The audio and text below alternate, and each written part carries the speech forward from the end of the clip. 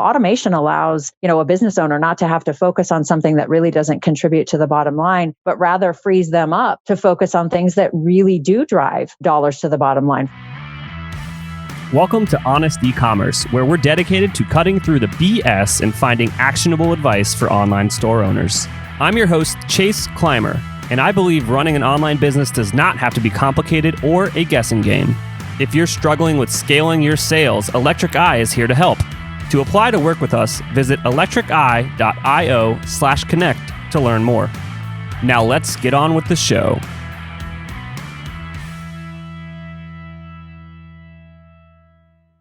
Hey everybody, welcome back to another episode of Honest E-commerce. I'm your host, Chase Clymer, and today we're going to talk on a topic that we haven't actually covered thus far, I don't believe. So today we're going to talk about taxes, which I'm sure is everyone's favorite topic, but I'm bringing to the table, to the microphone, I guess, an expert in the field. Everyone welcome Liz Armbruster from Avalara. How are you doing today?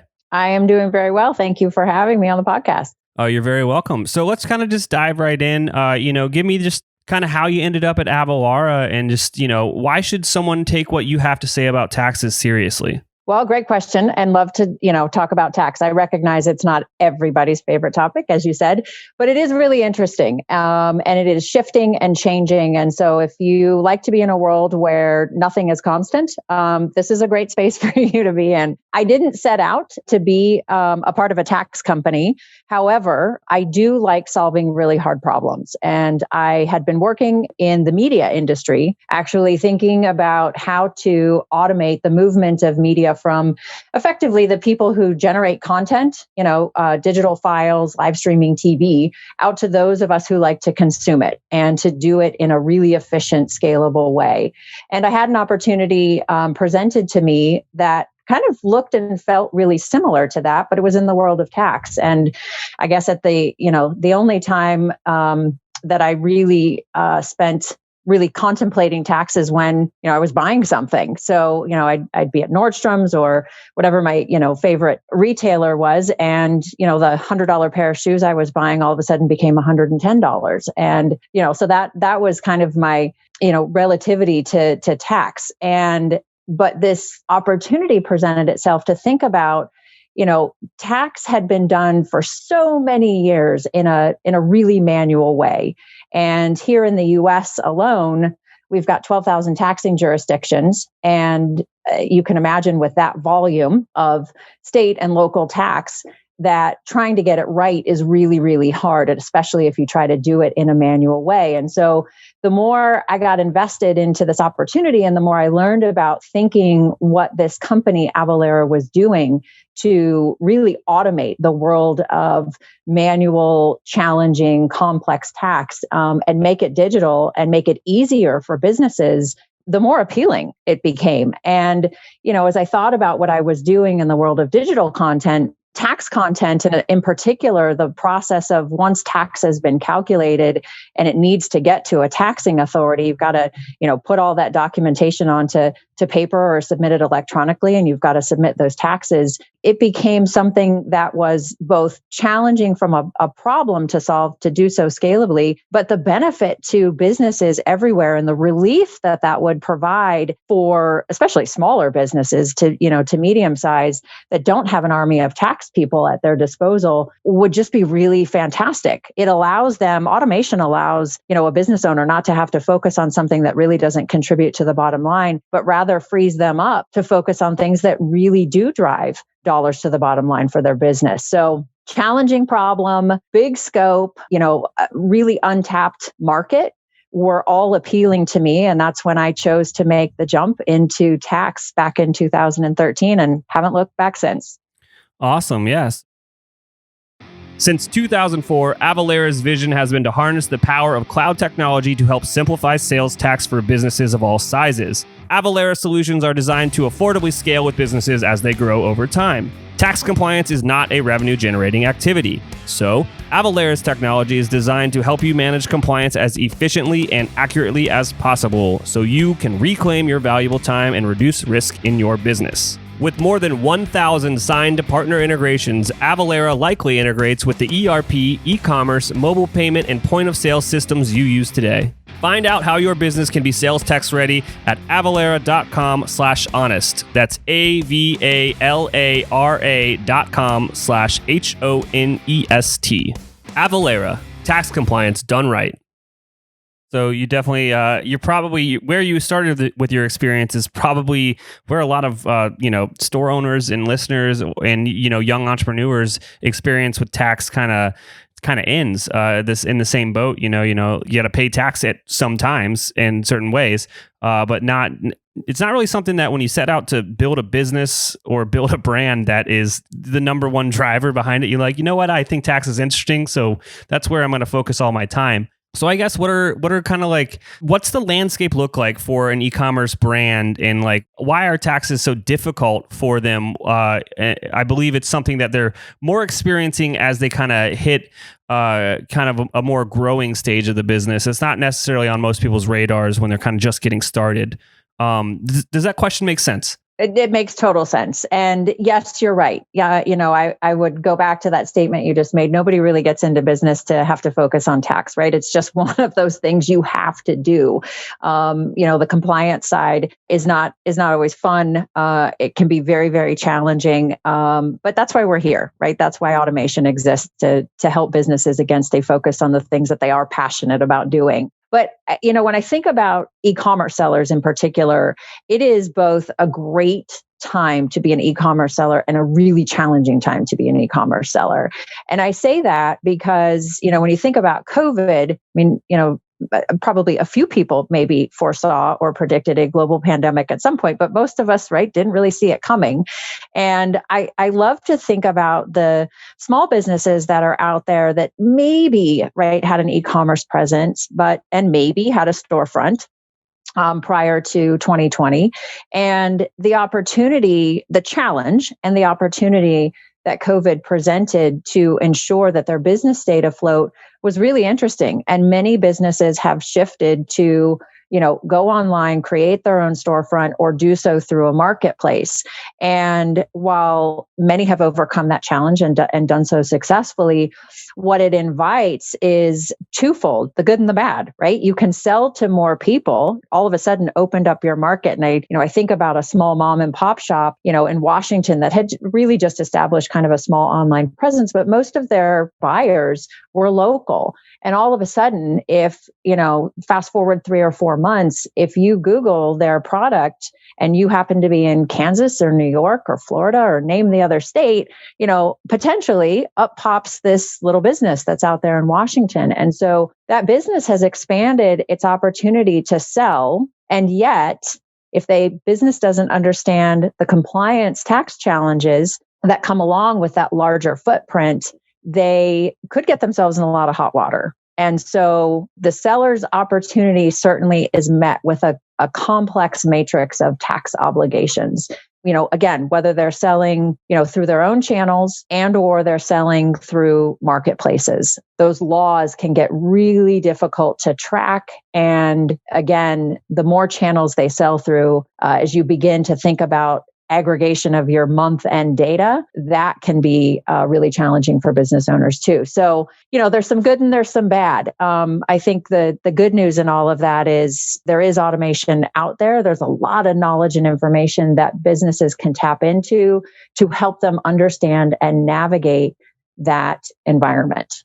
All right. So you said something there that actually surprised me, and I was going to ask this question. So when you're selling through another marketplace, so let's just say that you have an Amazon channel, right, and you're selling your product there as well. Amazon's not taking care of the taxes for you? So it's really different in every state, and it's different across marketplaces. So this is all unfolding, right? And that's part of the challenge of really understanding marketplace facilitator laws. So the collection, sometimes it's a collection and a remit that they will do. And largely that's what Amazon is doing. In other places, it might be that the marketplace is calculating for you, but it's your obligation to remit. And either way, you have to understand what, even if the marketplace is doing the remittance, what it looks like on your tax return. because Amazon's not doing your tax return for you. You're doing your tax return in whatever state that looks like. So you've got to know, hey, I sold this much through my storefront, my physical retail space.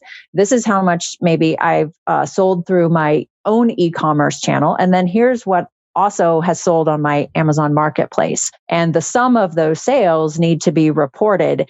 And you've got to know what Amazon remitted on your behalf, or maybe other marketplace hasn't remitted on your behalf based on what the rules in the state are. Nobody likes insurance, but everybody should have it. Mistakes do happen. Our partner Rewind can protect your Shopify store with automated backups of your most important data. Rewind should be the first app you install to protect your store against human error, misbehaving apps, or collaborators gone bad. It's like having your very own magic undo button. Trusted by over 70,000 businesses, from side hustles to the biggest online retailers like Gymshark, Gatorade, and Movement Watches. Best of all, respond to any of their welcome emails and mention Honest E-commerce to get your first month absolutely free. You've used remit a few times here. Can we just clarify that for, the ones that are very new to this? Mm-hmm. Absolutely. So when I use the word remit, I'm talking about the actual tax liability, the payment itself. So two parts to the end of the compliance chain that businesses have to work themselves through. You start on the front with, do I have an obligation to collect taxes and then remit them? Of course, if you're collecting, you have to remit to a taxing authority. And that's all established by, do I have nexus? Do I have an obligation to the state, either through a physical mechanism, I have a storefront, I have salespeople, et cetera, or through an economic nexus, meaning oftentimes I'm selling a certain number of transactions into that state, or I have met a total sales threshold. Maybe it's $100,000, $200,000 are very common tax sales thresholds in states. And if you have that, you have an obligation to collect and remit. And so again, you've got to keep track of the sales. You've got to know what the laws are, et cetera, in each of those states, either through a physical nexus connection or an economic nexus connection. But you do all that, you collect the taxes, right? You try to get the right rates and do that. And at the end of the period, whether that's the month or the quarter, maybe the half year or maybe the annual, depending on what your filing frequency is as determined by the state you're filing in or the locality, that's where the remittance part comes in. So you create a tax return, and then that tax return says, hey, I had 100 sales and I have, for $100,000 and I have $10,000 in tax I have to remit. That remittance has to go to that state through one mechanism, either electronically or through paper processing through a check. Absolutely. And so when you use the term nexus, is that a fancy word for just like tax liability, a more sexy word for it, or do you want to add some clarification between the two? Yeah, nexus is a little bit of a tough concept sometimes for people to get. And so coming into this environment, as I said earlier, the only understand at a basic knowledge of transactional tax, right? And so didn't study it in school, but certainly have a much broader understanding of the complexity of it and the nature of it today. And so, yeah, I've had to grapple with these issues and understanding the concepts just like, somebody new into business would be. And so I think about nexus in the following way. It's really the connection that you have with the state. And by that, I mean, do you, again, have a physical retail store that connects you? You're selling into that state. Or do you have salespeople, are two of the most common ways that you would establish a physical nexus? Or have I created a relationship with the state because I'm selling to residents in that state? So I'm a business in Washington and I've developed a following for my product in the state of Kansas, and, sales are through the roof. And so, for the state of Kansas is a bad one because anybody selling in there for economic nexus or any sales into that qualify for economic nexus.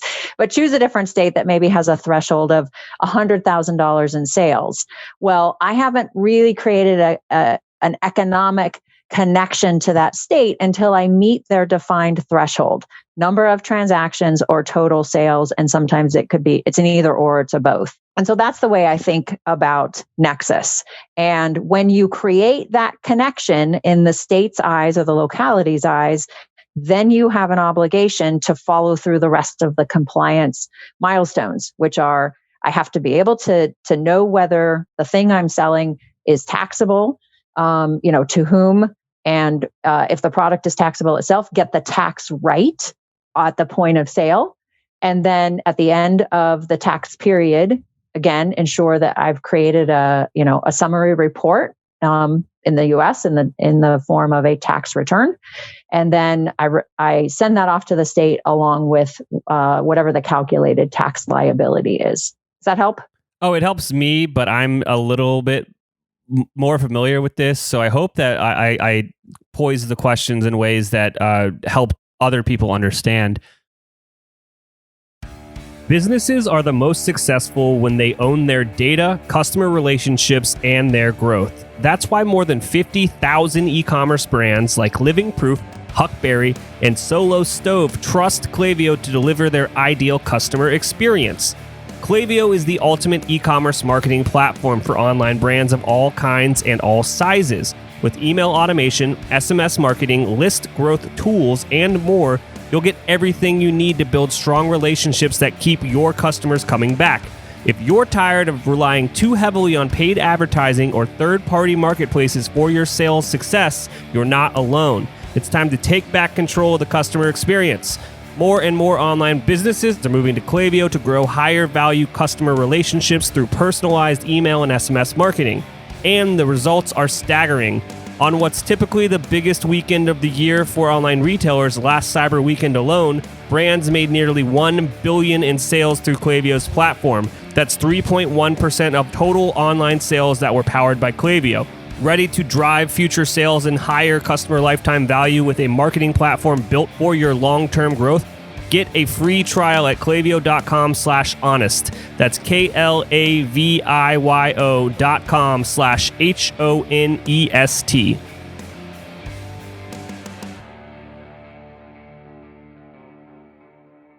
So when we're talking about selling these products online, is it more than just sales tax that people need to be cautious of when they are selling? Let's just say that for now, to keep it simple, before we talk about international later, selling to the continental United States is the only kind of thing I need to be wary of is, those established connections to those states, where we're doing quite a bit of business.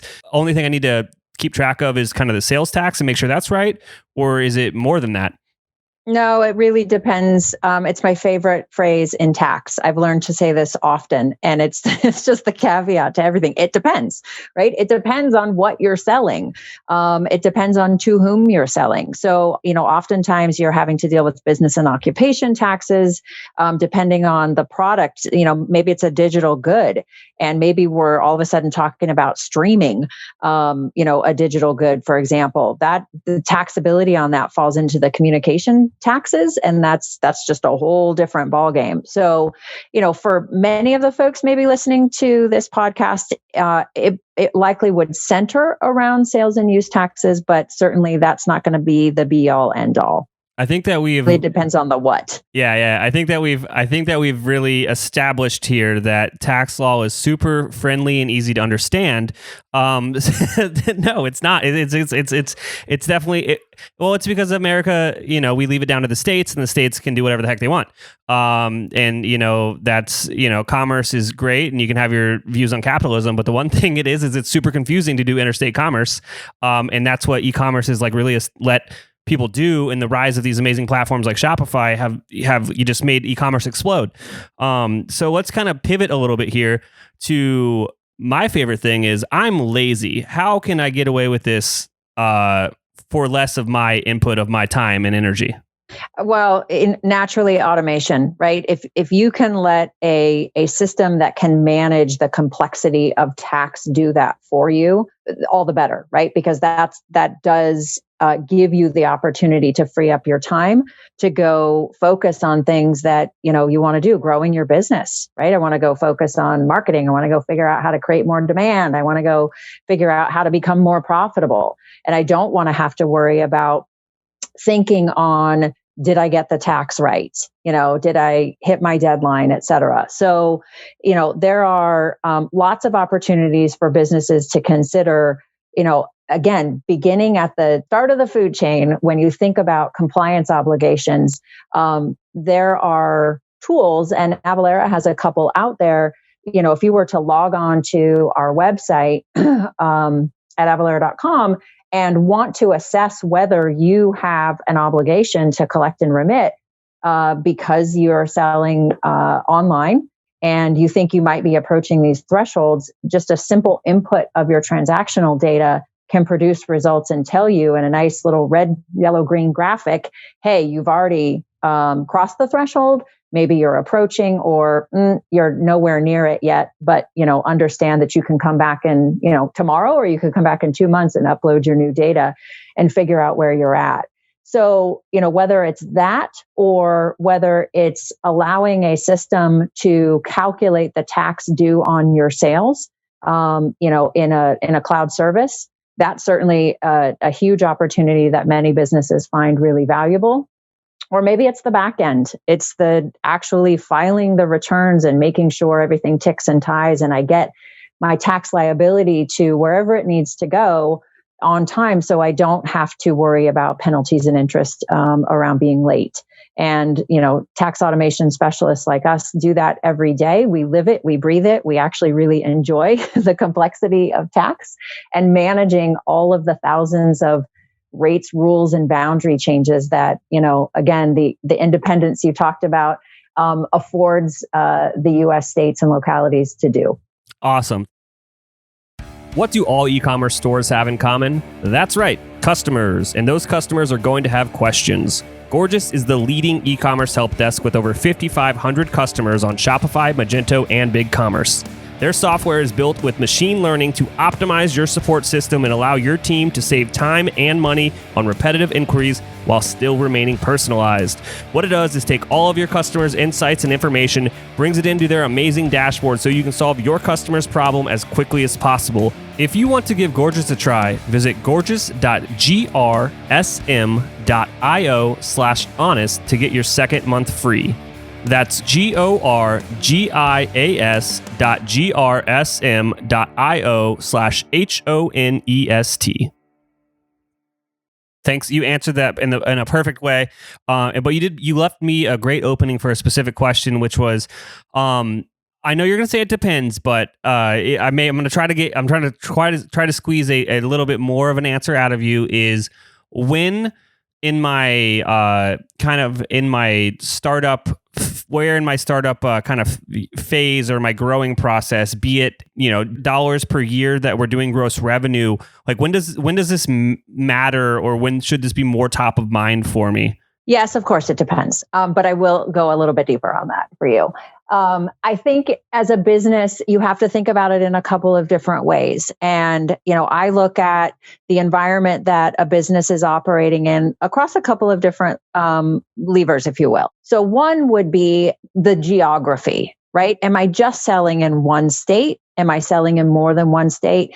I kind of use the rule of fives. If I'm out of one and I'm doing high volume, then, maybe I would consider it. If I'm only in one and maybe lower volume, or the number of products that I have is really small, then, maybe that's something you can handle in-house. But really, when you start to add complexity of geography, complexity of what I'm selling, to whom I'm selling, right, and where those people are, those are the kind of the functional levers I look at and say, hey, listen, when those start to rise, and especially when multiples of those start to rise, then the value add is pretty obvious. The return on investment that you would make into automation just becomes really, really evident.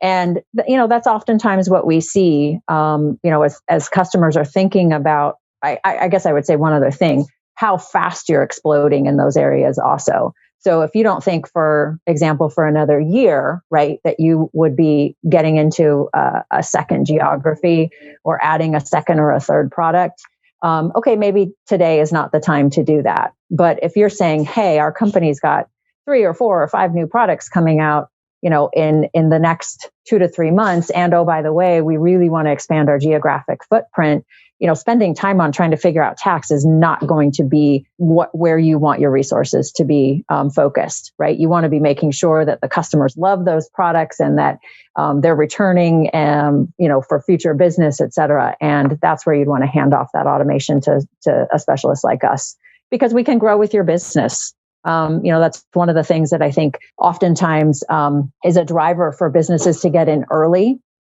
Because once you start that automation, we can grow as your business grows. We've got the ability to calculate tax as you add new products, as you expand your footprint, whether that's to the neighboring state or different city that you're operating in, or maybe, right, as you think about a lot of the businesses over the past several months have taken an opportunity to go beyond the borders and thinking about cross-border. And all of a sudden, now I have to deal with, customs and duties, import taxes, and oh, by the way, I might also have to deal with a new tax regime like VAT. So those are a couple different ways to think about it. So, what do your growth levers look like? How rapidly are you accelerating those growth levers? And then, where are you on the point of scale now? And, are you in one tax type or maybe even considering a second?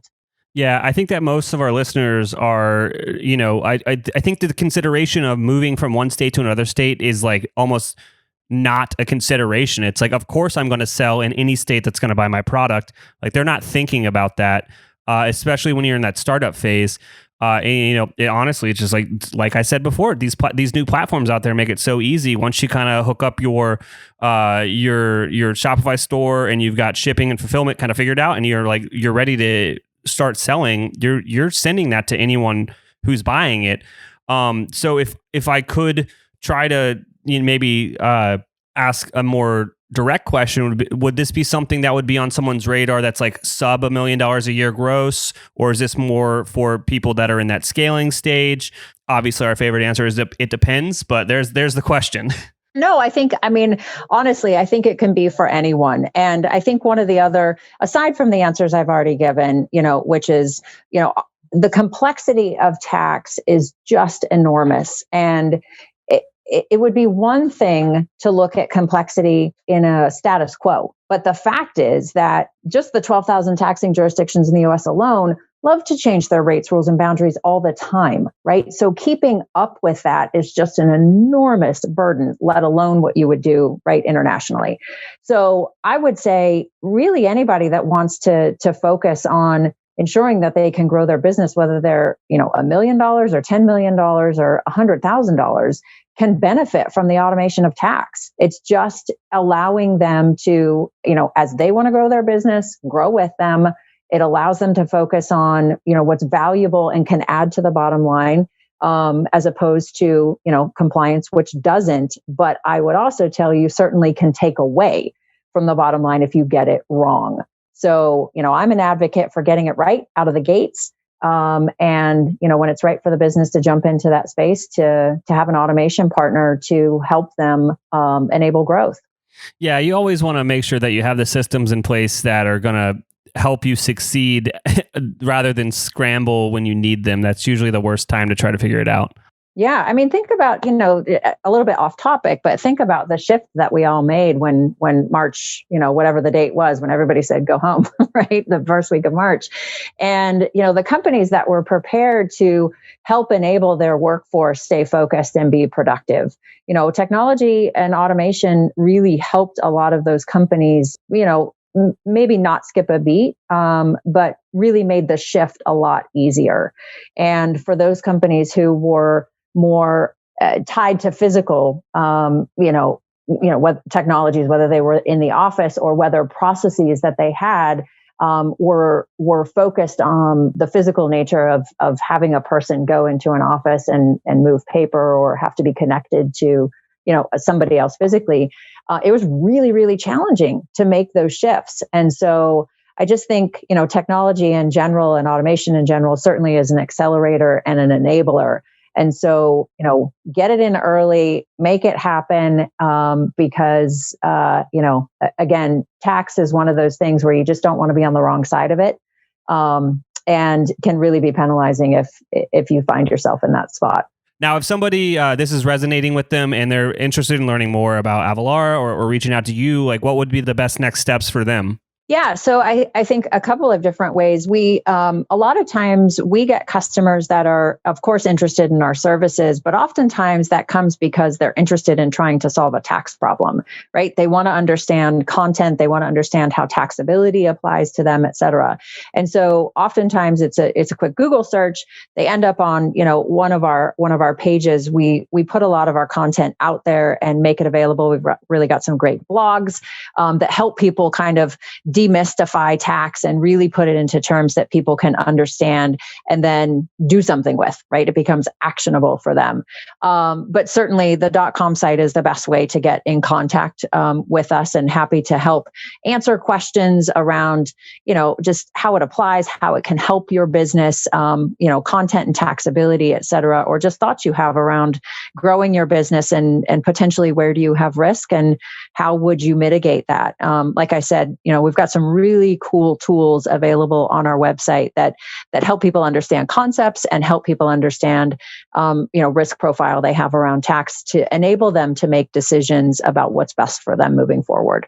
I can actually agree. I am a nerd, and I've definitely ended up on some of your content before researching things for various, endeavors that I have going on. So I can attest to the amount of content and the thought that they put into that content. So I definitely think if you have questions, like you possibly just might end up on that site anyway. Yeah. I think one of our key objectives is to simplify tax. And that takes shape in a lot of the things that we do. But when you think about it from a business's perspective, we are here to automate, we are here to simplify. But oftentimes, like I said, that comes in the form of making tax understandable, the concepts, how to apply it to your business, et cetera. And so we've got some phenomenal folks who do spend a lot of time kind of as translators, tax translators, if you will, right? Demystifying what it says. Yeah, exactly. And so I think that's immensely helpful for a really broad audience, because let's just face it, there's a small percentage of folks out there who are really tax experts, and we love them and appreciate them. But having those translators who can really speak two languages, human and tax, are really helpful. The more I learn about taxes, the less I feel like an expert. So let me just put that out there. Yeah, it's tough. I mean, it's, so many different tax types. And as we've talked about, so many different rules, they change all the time, et cetera. Yeah, hard to really feel like, yes, you can become an expert. But there are many folks out there, and oftentimes specialists as opposed to being more broad. But certainly a lot of tools and a lot of people able to help businesses of any size deal with the compliance obligations. Awesome. Liz, I can't thank you enough for coming on the podcast today and sharing all those insights. You're very welcome. And again, thank you for having me. I cannot thank our guests enough for coming on the show and sharing their journey and knowledge with us today. We've got a lot to think about and potentially add into our businesses. Links and more information will be available in the show notes as well. If anything in this podcast resonated with you and your business, feel free to reach out and learn more at electriceye.io/connect. Also, make sure you subscribe and leave an amazing review. Thank you.